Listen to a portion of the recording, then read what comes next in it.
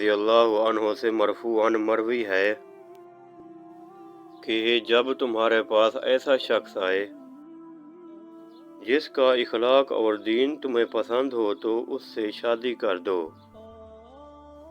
اگر اس طرح نہ کرو گے تو زمین میں فتنہ فساد پھیل جائے گا۔ ابو موسیٰ رضی اللہ عنہ سے مروی ہے